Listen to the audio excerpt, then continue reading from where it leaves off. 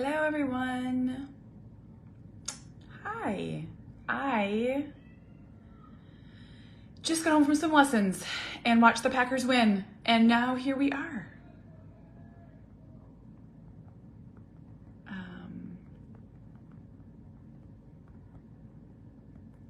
Let's see. I know a bunch of you are waiting for us. I'm right on time. Let's be impressed by that. I have a new setup here. I know, Dana! I know. We won. I got a little nervous there. I was watching from the swim. There's Adrian. I was watching from the gosh. Sorry. Oh. Uh-oh. That's not good. Uh-oh. I feel like that's broken. Uh-oh. Let's see. This is not working.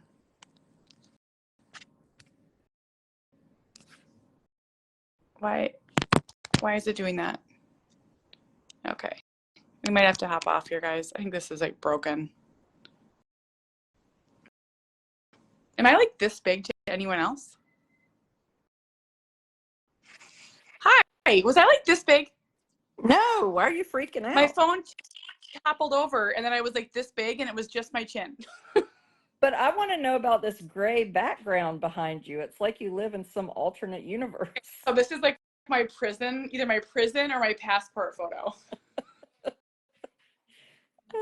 I have an office that I am like getting ready. Let me see it. I shall show you. Is that my bedroom? It is your bedroom. There's no bed anymore. Oh, what am I supposed to do? You need to sleep with me. Oh, well, yeah. Doesn't that look good? Yeah. So I have, I'm getting a new floor, Uh-huh. an LVP. Is that like vinyl, fake wood kind of stuff? Yeah. That'll look good. And then I'm putting, I'm going to get a wallpaper, the peel and stick wallpaper.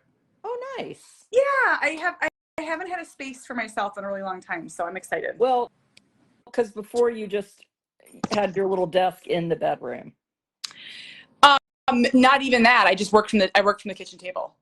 Oh, yeah. But it was getting to be a real problem because the kids, like, so Cooper, he's a sensory seeker, so he's wrecked like 25 mouse pads. He like rips them, so like I can't have markers or pens because it's like contraband when he. Oh yeah, I bet. Yeah, and then like anything important would just get ripped open. So now, hopefully it works out well. And you can lock it up. We're locking her up. Yeah. I didn't know your hair was long enough for a pony. I know, it's brand new. I'm coming in here just to make sure my husband's not eating my Brunswick stew. No, I've already eaten. What are you eating? This is barbecue I'm eating up. Thomas has really been after it today. I don't know about that. How was your book, Thomas? Book is good. I'm glad you asked. I appreciate it. Care about you. See, I really care. And you're the only one. I mean, you're savage. Well, I actually didn't know that you were real. So this is the first time I've ever seen him or heard his voice. He's real. I'm here. In the flesh. Run. Yeah. He's been watching me work. Well, I've been trying to encourage you to work more efficiently. He's like, oh, something Jamie would say. To help you be more efficient and do better. Yeah. Do better. Do better. I mean, she teaches me to fail less, honestly. Uh-huh. Are you eating Amos's lunch? Oh, done. What did you accomplish today, Adrian, in the basement? Oh, a lot. We have a pool table coming tomorrow that somebody gave us, so we were getting ready. We have about 10 closets downstairs that I have tackled, and Thomas has hauled. Basically, it looks like we're like the Clampets. We have a bunch of stuff in the front yard. We have a mattress in the front. We have an table and 2 throw pillows that Jamie's like out the door. Yeah, they're just gonna. We just hope somebody will come back and pick them up. Oh, Carrie says she's sending requests. I'm not getting anything. I didn't see him either. If she comments, invite her. Huh? I don't know what. I don't even see her comments. I don't see any comments. Oh, maybe I blocked her.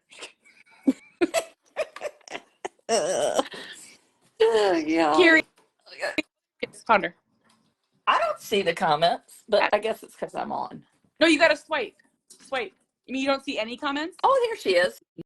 There I am. I didn't. That was weird. I wasn't getting any, so I wasn't purposely ignoring. No worries. It's tricky. It's very hit or. It is. I know. I had a guest on last week, and it was like it took 20 minutes to get it. So 20 minutes? yes, I felt so bad. Like she'd asked to come on. It was Kelly Kane. Oh. Uh-huh. And then like I kept sending her why, and it wouldn't pick up, and then finally it just worked. I don't know why. So no, I was enjoying your banter. I feel like the people at Facebook are like, how can we meet them today? What should we do today? Yeah, And it really is true. I truly believe that. It's so This will be fun. random. Like, what should we break? And then maybe Right. partially fix. Do we break? Like I just posted about my father-in-law's like 90th birthday. I have 400 comments Whoa! in like 10, Oh. 10 minutes. But he's very I think if you get the right picture, Yeah. and it was the picture I sent you guys earlier, like I think he's Oh. very dashing.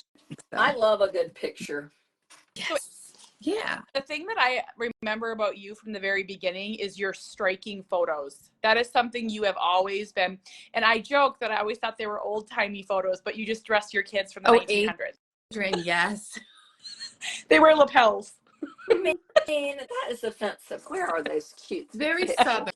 It's very southern. But I don't know Southern, but you. Yeah. But you. But you. Color photos from the 1900s. The sepia tones. Yeah. I love it. I like Good sepia tone. I like a color bleed. That's a new one on Apple's thing. Oh, I don't know that. I don't know what that is. Yeah, it's like it looks like when you'd have to take a photo and it would be like kind of bright on one side. Oh. Mm-hmm. Yeah. I like that. Notice that when I share a black and white photo, people are very drawn to that. I could share the same photo, but have changed it to black and white or monotone, and it gets the same, like, gets attention. That's a good idea. Joe is very good at black and white. Like if I do him and Jack in a black and white. Yeah, it's like it just catches your eye, I think. Yeah, because it's so much. It's with all the visual clutter, it's good. Mm-hmm. Uh-huh. Well, and then writers. So Amy Weatherly, I love her. Most of her posts don't have photos. She just does writing, and I feel like if I did that, no one would even look at it. Somebody told me that you really should always do a photo a million years ago. Yeah, but to she me, doesn't. Yeah, that's so. I need to follow her. But to me, the photo like centers my writing too. I don't know. I don't think I could do one without a photo. Well, I look at something happening and then I'm like, I've got to take the photo because the story comes from the picture. Yes, Yeah. exactly. So if I don't get the photo, then how am I going to write the story? I don't have the picture. Yeah. Yeah. Yep. I'm curious about how that works with the book. I think people make their own visuals for the book. I think, like they think, you know what I'm saying? Like when I read books, I often find myself like going back to the cover because I want like more to see more about like the people inside. Yeah. Right. Yeah. And I read on a Kindle, so I lose that cover. Oh yeah, yeah. Hard. Yeah. I miss a good. I mean, sometimes I buy the hard, the paperback or the hard copy too. But I love a good cover. Me too. It tells such a story. We should go to Barnes and Noble or just like an indie bookstore and like look at covers and like do a live stream about it and like talk. Oh, that'd be Yes. fun. It'd be really fun. Well, my community is all heated up because of that. I have that workbook that somebody wrote, Mm-hmm. and Joe got all hotted up about that. Joe/Mike got all heated up about that. All day, I'm like, Mike wouldn't do that though. Like he wouldn't really be so rude. Mm-hmm. My So my book was bought by China. There's like, I'm in 4 other countries. I can't remember what they are, but when you sell the rights to your book to a different country, they can pick their own cover. Yeah. Or, so I'm really, for like, I don't have it here. My big print cover, the large print, it's not me and Cooper. And it's like this like sad photo where we're like longingly looking. So odd. I think I'm in Denmark. That's probably the only country with What Color is Monday. But I think they kept the cover. Yeah. But I really don't know. I don't Yeah. remember. Okay, please tell Tell us who you are. Give us some introductions. Adrian, You go first, Oh, Carrie. me first. Oh, you got stars. You're all lit up. It. I can't see. Oh, hi, Julie. Julie's my bestie. Hi, Julie. Oh, Doesn't work when I'm. oh, oh, there, Adrian got one. No, Oh, I just make the peace sign. That gives yourself balloons. that's never worked for me. Carrie, you try Because it. you don't have a new phone. You don't have a new phone. Oh. Okay. Yeah, well, she has 10 phones. She must have a new one in there in that collection. I only have two. Mine's a flip phone. Mine's a flip phone.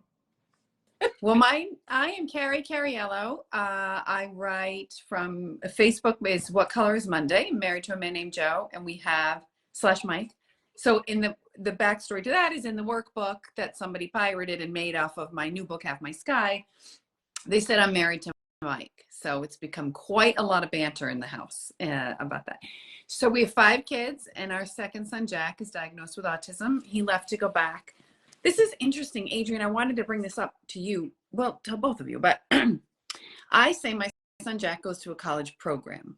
Somebody in my community said, I don't know why you refer to it that way, because my oldest son is in college. I say he's in college. And I know Adrian and I have talked about like what sort of impression you want to leave people with, right? Like, I want people to understand that Jack's in a space with a lot of scaffolding. I don't want to mislead people that he just trotted out the door with his IEP sort of discarded and went to college. So I don't feel like it takes anything away from him by doing that. I don't know. I was just like, I gave it a little, it made me pause. That comment. I think people, and I'm Adrian Wood. I have 4 people, 3 teenagers and Amos, who's 10, who's in the other room wallowing. He's in his pajamas. He has not moved. He's watched television all day. So happy. That was us yesterday.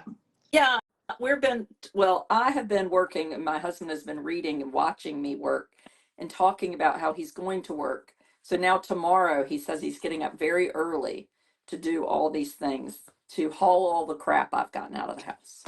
So you're working on the stuff in the house? I didn't catch that earlier when Thomas tells you. We have a pool table coming tomorrow. Somebody gave us, Ooh. and so that just seemed like a good time to kind of clean out a bit. Yeah. So like I went through ski clothes and the mud room, and just so much. Where does this stuff come from? I know. It's absorbed in the home and then it's gone forever. Yeah. It's like absorbed. Thomas said, I think the people here left a lot of that lived here before us. Yeah. But yes, so Carrie, it's really, I think, an interesting discussion. I think people want to know more coming from somebody that does want to know how it works. Like, remember when I asked you said graduation, and I said, now, did he get a diploma or a certificate? Right. And you said we graduated, but not with a typical diploma. Right. But that's important, because if you're saying he graduated from high school, to me, that's what my typical kids have done. And then that makes another mom like us be like, well, how'd that happen? I think people are hungry for really the facts of the truth. Now, maybe not, that person might have just been being a pain in the butt, but I think like the full picture. Yeah, I want to know what that means. I don't think so I never even noticed that you said college program. So that never even, I never even noticed that.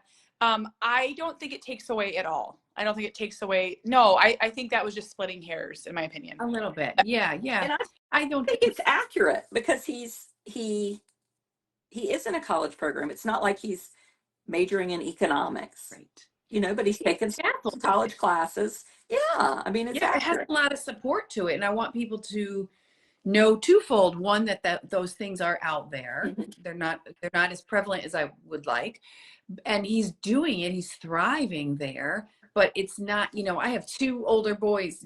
Joseph is on a much different track than Jack is. And his college experience looks a lot different than Jack's. Yeah. Right. I know you answered this before, so I should know the answer, but in total, can he stay 4 years? Yeah. So we, it's this scaffolded program. I don't name it. I wish I could tell everybody where he goes because I love it so much, but that's just an agreement our family made. He could stay in this heavily scaffolded, where there's staff from 7 a.m. to 11 at night. There's life coaches, social and emotional coaches, academic coaching, community events, the whole thing. He could stay there for 3 to 4 years. It is an out of pocket, and I talk openly about this, at $80,000. He has another layer to it, and he will move to that next layer next year.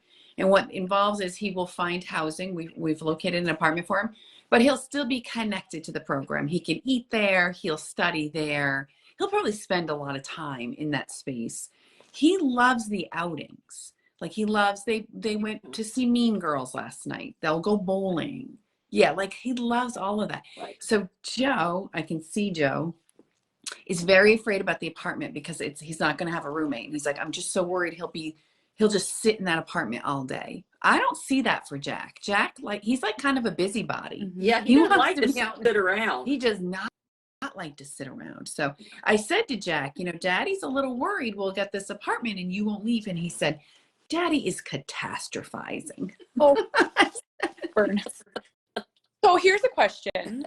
So let's say the program didn't have all the activities and planning. Do you think that he could fill his time independently? Could he find things? It wouldn't be as constructive, but I do. He can walk everywhere. So he would walk to the movies even if it wasn't a planned event. Like sometimes he'll go on his own, even because he just wants to up and find the movie time and go and pay. Oh, that's awesome. He could absolutely do that. So Jack's vulnerabilities are so different. Like he is procedurally very adept.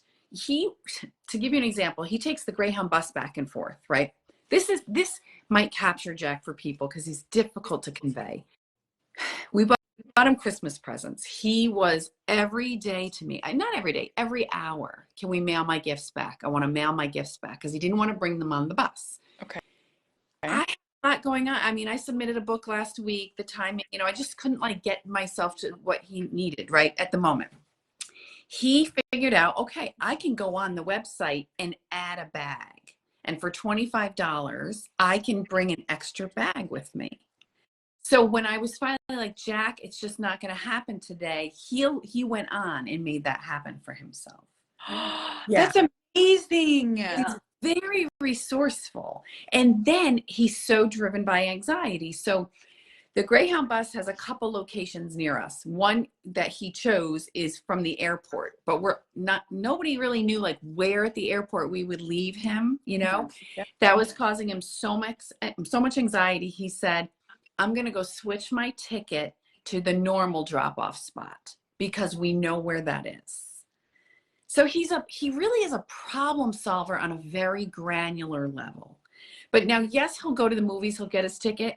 But if somebody was in his way or responded in a way that he felt offended, he would become very righteous. He would become a little abrupt. So those are the things I worry about him traveling alone throughout the world. Mm-hmm. That makes sense. Yeah, he's fascinating.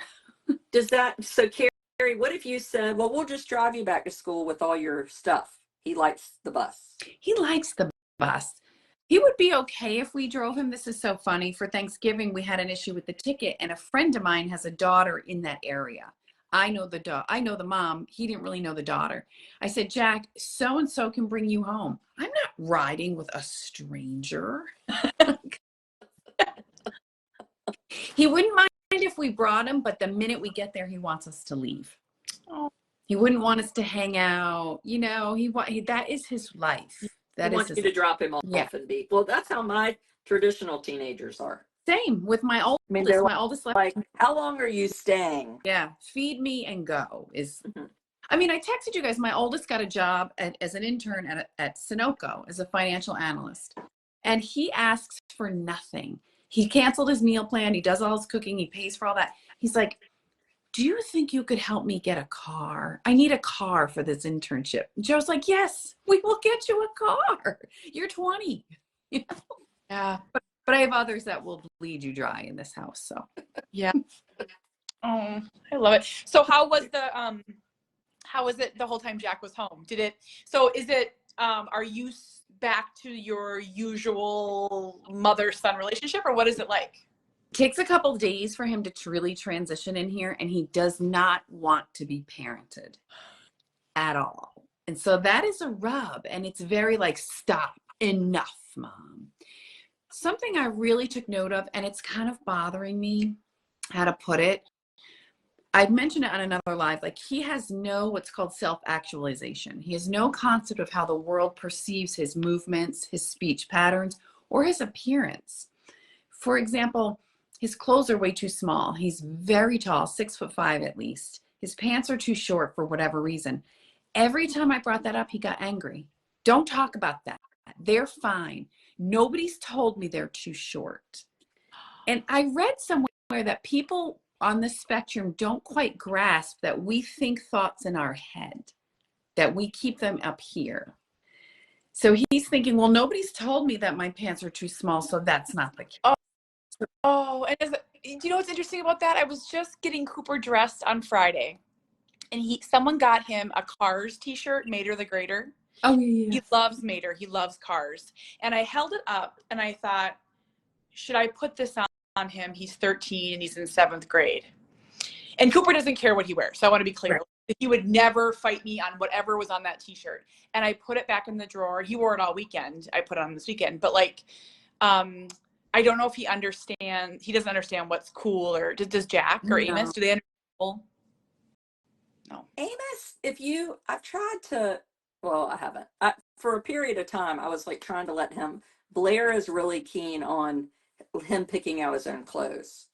And so she always gravitates towards Under Armour and sport stuff because she wants him to look like the other boys his age. But, he doesn't really care. He's more about how it feels, not the picture. I mean, he maybe one time he kind of looked at something a little crazy, but I don't think he would notice. I do try to be aware of that, like you said, of knowing Blair has an old ski suit, and it's purple, basically. It's like a light purple. And I said to Thomas, like, Amos could wear this, this is great. And I said, do you think it's too girly? And he was like, it looks kind of girly. And I was like thinking, well, he doesn't care. But then I was like, I can't put a 10-year-old little boy in a purple suit. Everybody else will be like, why is he in purple? Yeah. So we still want to be aware of it, Yeah. I just had this thought, like, well, I just think a vision, like kids like laughing at him. I don't know why. I don't even think he would care or notice, but I don't want to give him any ammunition to tease him. Mm-hmm. Amos will say, stop laughing. Oh, yeah. If we laugh at something, he does not like that. Stop laughing. Yep. Now, Kate, I see a ton of video of Cooper, obviously, but does he move pretty streamlined? Like Jack's motions get a lot of attention. Give an example. Like I was waiting with him at the bus stop, and he's hopping. There's some men on the bench, and they're staring at him, and he's flicking his fingers, or he's always kind of at his face, or he rubs like this. And that was another thing. I'm like, buddy, the world sees this, but that's a stim, and I'm never sure how much I should like work on that. Yep. So I would say within 5 seconds of being near Cooper, you would know that something was going on. He makes a lot of noises. Mm-hmm. Like a lot of grunts. There's a lot of hand movement, and he will always choose to sit on the floor over a chair. He cannot wait in line. He cannot. So like, if he sees a line, like say we're walking towards the zoo and there's a line, he goes off the chains. Like he just cannot. He starts running, and I don't know what it is. I think it's the fear of waiting in line. So he's very noticeable. Very, very, very noticeable. That's something I forgot. So for people who are new to our story, Jack left. He'll be there 2 years this July, that he hasn't really lived at home. And I have forgotten some teeny fragments of our Spectrum story. You know, like he makes an enormous amount of noise with his mouth all the time, clicking, like I can't even, I couldn't imitate it, but it's not easy to listen to, you know, and I'm trying to work, and he came in. I do have an office. I know you guys were talking about an office, but it's on the first floor. It's very accessible. And the dumbest thing I ever did was build a window seat into it, because teenagers just drape themselves across it all the time. He would just sit here and click. And it was like, you know, it's hard. And I think if it's hard for me, what is it like for other people in a classroom or in a you know, living space? Yep. Mm-hmm. In my supporter group, I will say daily, there's a post about vocal stimming. And what's so interesting is that I think people outside our world think that like we're superheroes, or that we have unbelievable patience, or that, you know, we have this gift. Like, I can only handle so much before my brain turns to mashed potatoes. So we have a lot of manic laughter that comes from the supporter group too. So for anyone that doesn't know what manic laughter is, it could be like 20 minutes uncontrollable out of 10 laughter, paired with like rolling and really silly behaviors, throwing, and our manic behaviors can get kind of dangerous, but like that's like gasoline on our family fire. Well, because what I heard somebody else describe for manic laughter, they're not really happy. It's not It does- joyful. It's like, right. It's distress. It's like distress. Yeah. Oh, that would be, yeah. I don't know that Jack really, this is hard for people to understand. He really doesn't laugh ever. You've said that. Ever. And if he does, it's like he read about it in a catalog, like how to laugh. Throw head back. Truly. He's not a buoyant, lighthearted person. And he does not like that. Remember when you said, like, Jack's kind of serious, and he was like, No, that's I'm not. awkward. Yeah. Talk about self-actualization. I'm very joyous. Yeah. So I'm in this group I think we're all in some random Facebook groups. I'm in this one, and it's called Are We Dating the Same Guy? And I joined it because my friend's Tinder date was in there. I wanted to like see it. And it brings me a lot of joy, is what I'll tell you. But someone posted in there, I'm dating someone on the spectrum, and I'm really struggling with it. And you know, I was like, couldn't get to the comments fast enough. Like, I was like, what am I gonna say? And there was a lot of compassion for her, and a lot of people on the spectrum responded and said, dating us is not for everyone.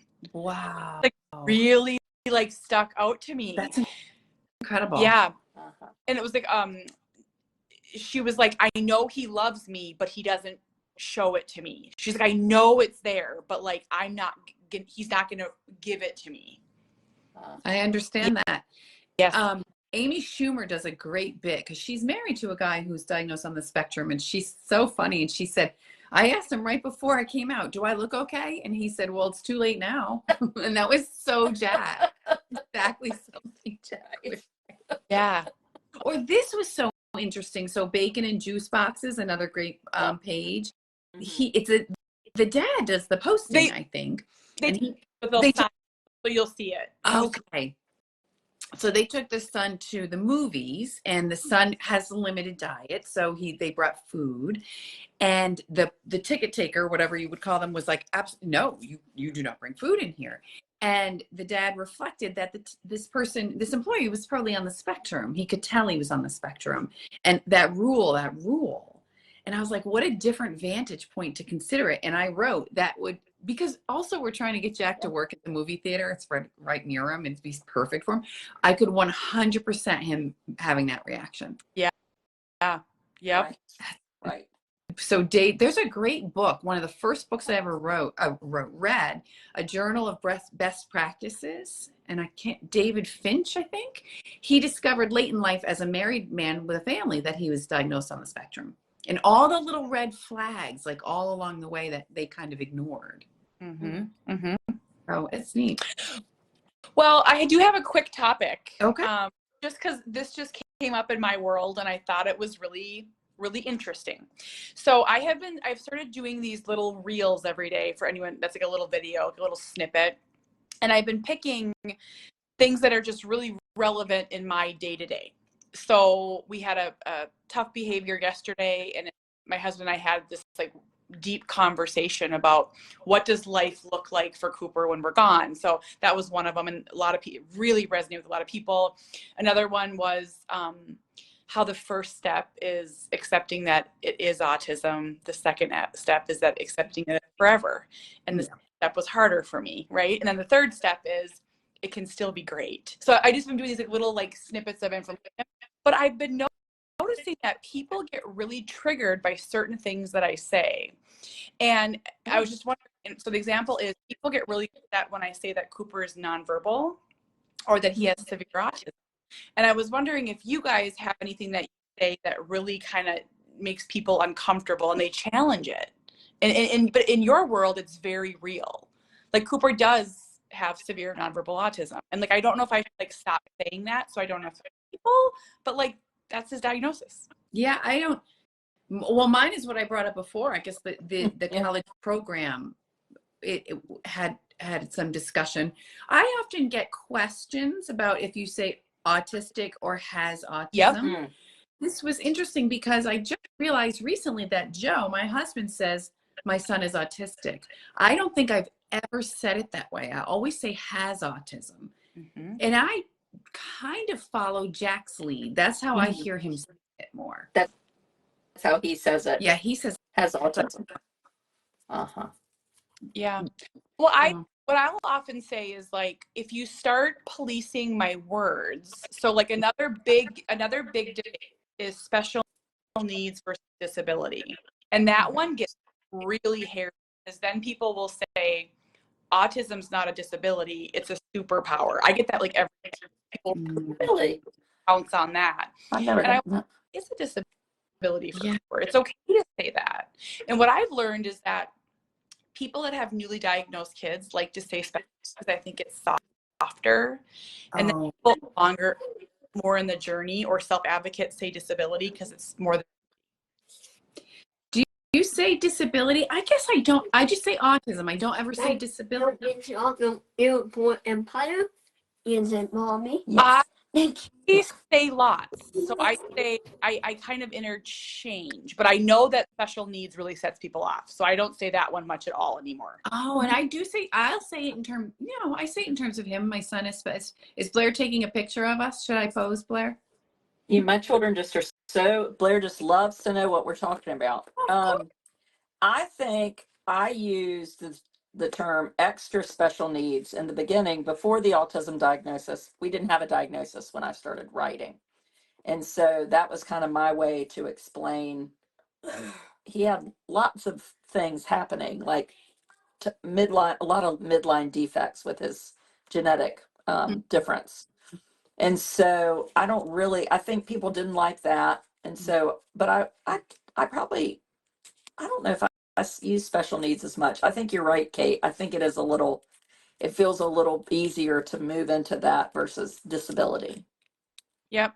Disability when I was younger felt so heavy and so big. Yeah. It doesn't feel like that as much now. Me either. But I will say it's an invisible disability a lot of times. I guess that's the only time I ever reference the word disability. Yeah. That way. But yeah, I think it's when you start splitting hairs, the story gets lost. I'm not here to have a conversation about semantics. I'm here to have a conversation about our family and our landscape and how autism changed it, right? So I just had what I thought was a really beautiful comment, and it was a sibling to a brother. I think he had CP. I can't remember the exact details, but it was a long comment. But in there, she referenced him as handicapped, and people really pounced on her.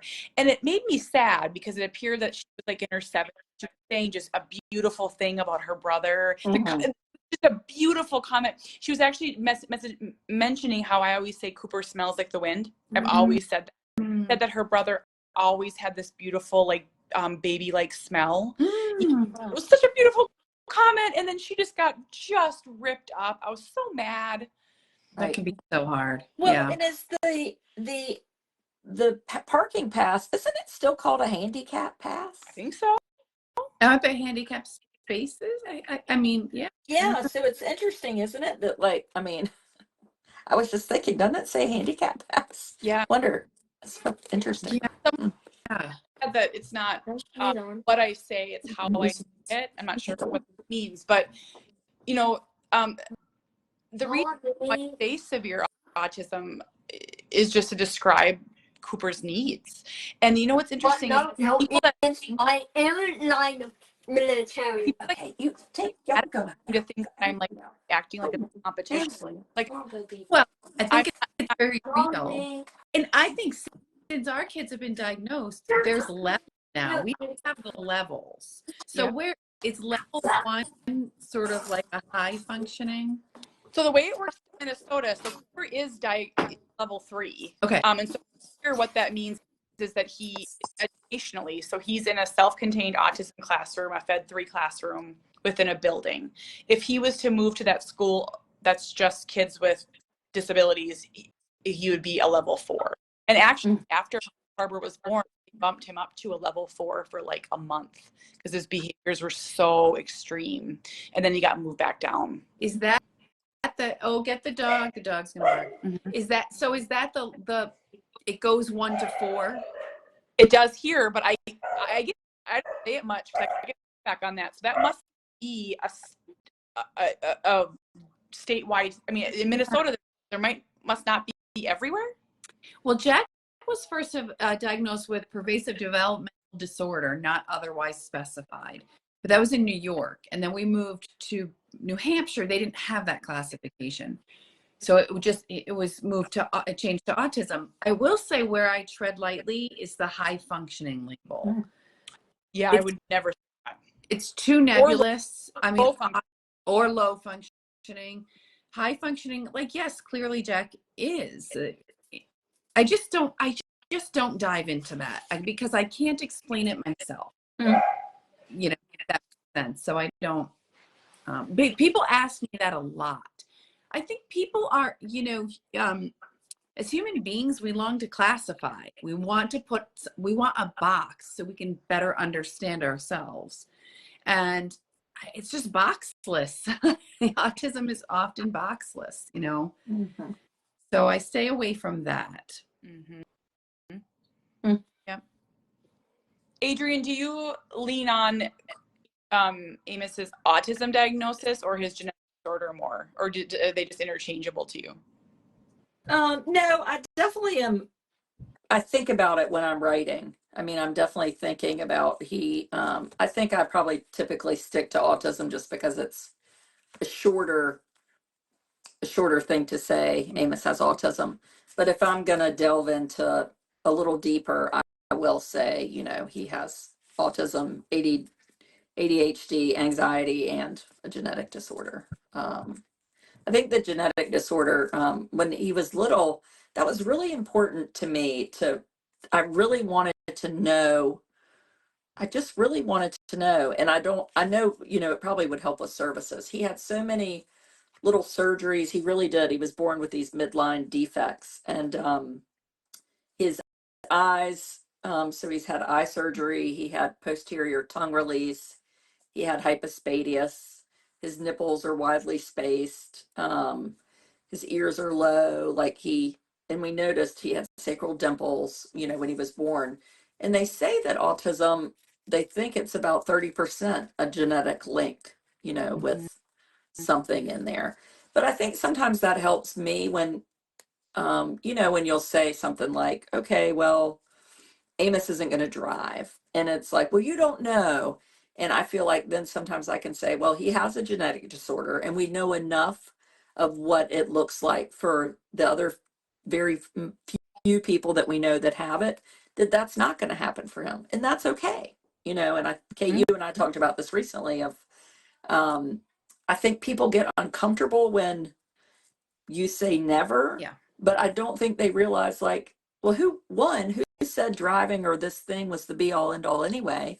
and it's okay to be, not saying that's not a sad thing. It's just reality. Yeah. You know? What, Adrian, would hold him back from driving? I'm just curious, like what the coordination or the anxiety? For Jack, it's the anxiety. I mean, he can't, he can't stay home. I mean, he's just nowhere even near. I mean, that's like saying he could do surgery tomorrow. Like, he is not even anywhere. No, no, yeah, no, no. We didn't even start thinking about driving. I mean, we have drivers, and Joe was really like wanted that for Jack so badly, and he took him out a couple times, and it was, you can just tell he doesn't connect the dots. And I think Jack's let that go for himself. But yeah, people don't like lost dreams. They want that possibility out there. But there's just some things. I mean, I can't imagine my son becoming a father. Could Jack, so I have a nephew who has a rare syndrome, and they were told that he would never be able to drive, and he does drive now in his 30s, but he started with a moped. Could Jack do a moped? That's interesting. That's how I don't know. You know, to see Jack, just so we were walking around before I took him to the bus station in the city where we live, small city, just watching him navigate streets on foot is terrifying. It's terrifying. Crosswalks. And I'm like, buddy, you're too close to the crosswalk, like back up. And then he doesn't want to be parented. So it's like, I'm fine. And he doesn't have great motor skills. He doesn't have great, I revisited again when he was home. He's not a good motor planner. So like if he wants to, I don't know, like move a few things about the desk, or he doesn't have the executive function, like, well, I should move the glass of water before I slide the folder over. Like his brain doesn't work, and he has almost no working memory. So the ability to execute a task while holding information in your brain, he doesn't have that skill. It's a very hard skill to grow. And all of that is why, baking's really good for him. But if you saw him bake, he has to consult the recipe, like 5-6 times a minute to go back and be like, okay, this makes I get the eggs. And the other piece of that is so much of driving is nonverbal communication. We don't even realize it. But like at a 4-way stop, when you're all there, what do you do to tell the other driver? You lift your chin or you wave your hand. And Jack would never absorb those visual cues. right. It's very layered. People think, oh, he could drive. You just steer it. Driving is very layered. The idea that we even put teenagers at 16 in New Hampshire in the car is terrifying. Well, and we had a young man that lived in a state, Virginia, and it may be similar to Jack in terms of kind of where he is, but he was driving, because I sometimes will hear parents say, well, they do drive with kind of this like, ugh, which to me is like, I don't like that. Like, I don't like when people's elderly parents drive. Like, if you're unwilling to ride with the person, then like, that's just not okay to me. It just feels very dangerous and self-centered. I mean, I'm just going to say it. That's a real bone for me. But because you see accidents, the 90-year-old woman ran over the child at the crosswalk. And it's like, somebody could have stopped. This was not an accident. This was going to happen. But anyway, this young man, Carrie, he was driving, and he would drive to work and back home. And this is a pretty famous, it got a lot of media attention. He got into a fender bender and went to a level 100. Exactly. Yeah. That's what I was. Black male, and ended up, the police were like, he was arrested. He ended up in jail. He was in jail for quite a long time. They couldn't get him out of jail because he was so, I mean, it was the perfect storm so when you're talking about that, you have to be able to navigate what happens if you get in an accident. Yes. That's very real to me. That's what weighs on my heart, because as You guys know Jack connected with someone online last year. When he met them in person, it was two men. When he connected them in person, they convinced him to get in the car, use his ATM card to try to take money. But what really, that terrified me. But his behavior when the police officer showed up terrifies me. He was at a 25. Joe was like literally sweating. Jack, you have got to calm down. Right. You know, stop screaming about slashing their tires or you will get them. I mean, Right. real. That's young adults who can't regulate. And not, this police officer did have autism training because he said to Joe, oh, I knew as soon as I walked up, I knew what I was dealing with. Well, that's not a, you know, you put a kid in the South or somewhere where there's not a lot of training on the softer issues, that could go haywire. Mm-hmm. So like I want to teach Cooper how to use the microwave. And I have this dream of like creating the buttons. I think this has to be out there where it's like pictures of his food. So like picture of chicken nuggets but this on a smaller scale of what you're saying, what if there was a fire? Like, I think, what if he pushed the button, I'm making this up, an extra 0, and I don't know if he has, what is that called? Like, real life street smarts to do if something went wrong. He could follow step 1 through 5, but what if 6 happened? Yeah. Especially if 6 induced panic, you know, because the skills we work the hardest for are the ones we lose first under stress. So for Jack, that's language, speech and language. I always thought that if he was in a grocery store and he used to go, remember Redbox? I don't think we have those anymore. Yeah. He liked to go look at the Redbox. And I remember thinking, if there was a fire and I couldn't get to him, I think he would stay rooted to his spot. I don't think he would know how to behave in an emergency. Yeah. We were outside just in the backyard. Screen door was open and Cooper was in the living room, and this was at our other house, and I had the oven timer on. I don't even know if I was cooking or I was just timing something. I can't remember. But I had forgotten about it. When I came in, it was going off for like 5 minutes, and it was very loud. And he was cool as a cucumber. Didn't even, and that terrified me. Right. But we left him in the car one time. We could see him. I ran and like dropped something off, and he opened up his door, and it set the alarm off. And like he immediately shut the door, and like everyone was looking. I just didn't know what to do. I could never be alone in the car. Oh my gosh, That I know, it's so much. life really hard because I can't run into. He's not fast. Like if I bring him in, you know, a really challenging thing, so that he doesn't go. Right. Yeah. Amos used to be so happy in the car, and we live, you know, where we live in a little place, so you could go in the gas station or in a lot of places you park at the door, you know, but now he doesn't. No more car. He wants to be out, you know, and if you go into, he wants to be right in the middle of it.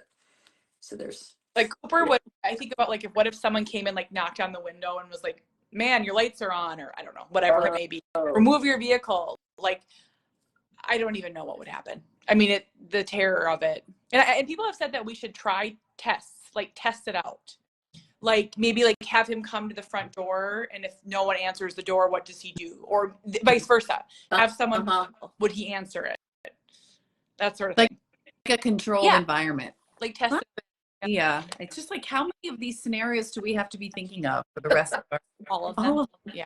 Okay, everyone, we went a little long. We're going to hop on my supporter page probably for about 10-15 minutes. Awesome. And supporter fine. You can ask Adrian and Kate. No, Adrian and Carrie, anything that you want. Yes. I forgot. And next week we're on my page. More page. Fun. This is the longest month in the history of the world. January is long. There are 2 more Sundays in January. I mean, how long could this go on? Next weekend, it'll be fine. I'll still be with you, but my youngest turns 15. Oh. You guys, we had an empty nest. Winnie and Harbor, our 2 youngest, were gone for 2 nights, and I felt a little lost. Like I felt like kind of sad. I don't have hobbies. I don't have anything to do. I was really out of my own skin. It's gonna get. I know Charlie is away this weekend. He's skiing, and he's yeah, I know. And he leaves in August for school, and it's sort of like, wow, it's just dwindling. I start saying things like 2 children is so easy. I know. So Oh my God, Sawyer play Xbox all day. He got to have his own day. He just was -5 all day. Cooper was happy as a clam watching his pad, and we just I watched TV. I sat during the day. Oh, Yeah, no, you have. Joe and his You pajamas on at 2:00 in the afternoon yesterday to watch football. Oh, I know. It was the same. And plus, my daughter drives, so the two of them go to Panera for hours. She takes them. They go out. It's crazy. So nice. Okay, So, I All right. link, click that, and come join us over on my supporter page. Bye, everyone. Right there. Bye. bye.